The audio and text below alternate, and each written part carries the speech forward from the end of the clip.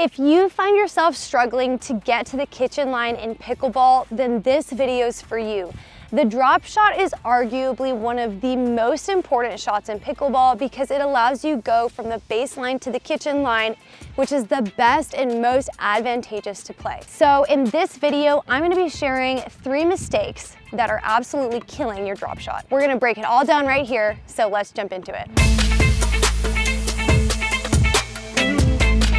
Now, it's actually shocking to me how many teams lose points on their third shot drop because there's confusion about who's taking it.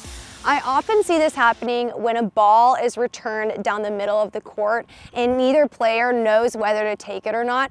And either the ball ends up not being taken at all or someone hits it last minute and there causes a lot of errors in play. So something that really helps your third shot drop is actually communicating on middle balls who's taking it. Because remember, the secret to hitting a consistent and accurate shot in pickleball all comes down to early preparation.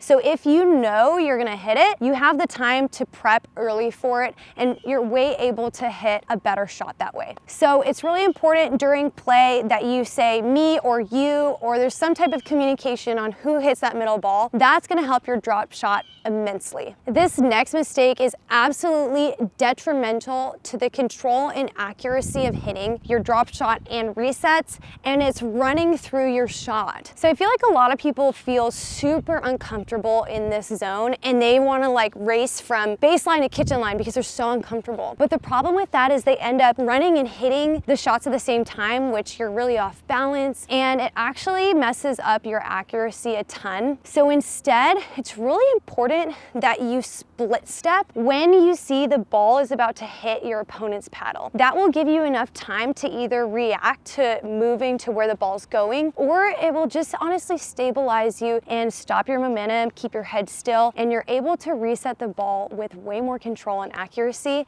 This is going to help your third shot drop and resets immensely. This next mistake is completely avoidable, especially if you learn this secret. But the mistake is either taking way too much ground or not enough ground at all. So when you're hitting a drop shot, a lot of times I'll see people either race to the kitchen line and they just took way too much ground, or sometimes they'll hit a good drop, but they don't take advantage of it and they don't make their way to the kitchen.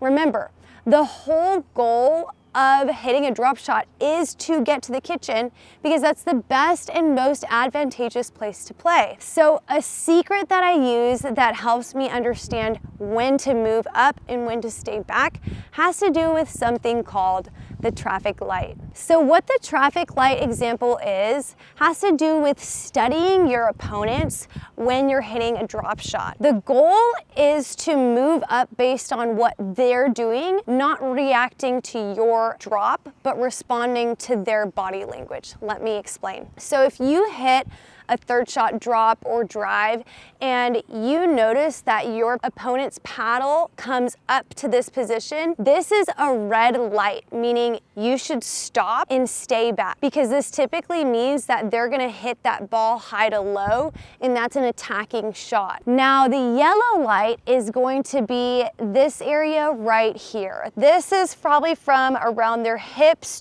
to their chest level. This is the yellow light zone on the traffic light. This says proceed with caution. If you're gonna come in, be prepared to split step and stop and maybe have to hit a couple resets on your way in. You can attack from right here in the yellow zone, but it's not gonna be as dangerous if the paddle's up here in that red zone. Now, what you really wanna look for is the green zone on the traffic light, and that's this area from your opponent's toes to kind of their mid-thigh. If you see that paddle tip drop down low into this green zone, that's a green light for you that says, come on in, we can't do anything scary to you. And that really gives you that green light to rush into the kitchen. Because again, there's no way that they're gonna be able to attack a ball if they're in this area. And if they try to attack it, that ball is usually going out. Now we're gonna go into a drill that's really gonna help you practice avoiding these mistakes. That way you can really utilize your third shot drop to get to the kitchen in the easiest and most consistent way. And so we are gonna do a drill called 7-11. How this works is you're gonna line up at the baseline and you're gonna have your partner line up at the kitchen line. So the goal is to get from baseline to kitchen. They're gonna feed you a ball simulating the return, and you're gonna play out the point. If you win the rally, you get a point. Now, if you're the person that's practicing your drops and moving up, your goal is to get to 7 points, and the person that's stationary at the kitchen, they have to get to 11 points to win. So we're gonna show you guys how this looks, and I'm gonna walk you through how to kind of do this drill. So you're gonna have your partner feed. This is where you're gonna hit a drop shot, and you're gonna work your way up to the kitchen and then play the point out. If you lose it, then your partner gets the point. Remember, they have to get to 11, I have to get to 7.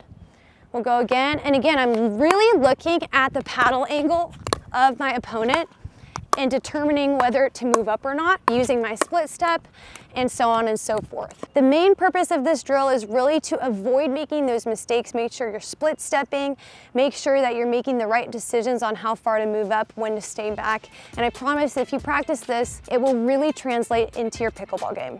Make sure that you like and subscribe and stick around because we have another video coming your way. Thanks for watching. We'll see you in the next video.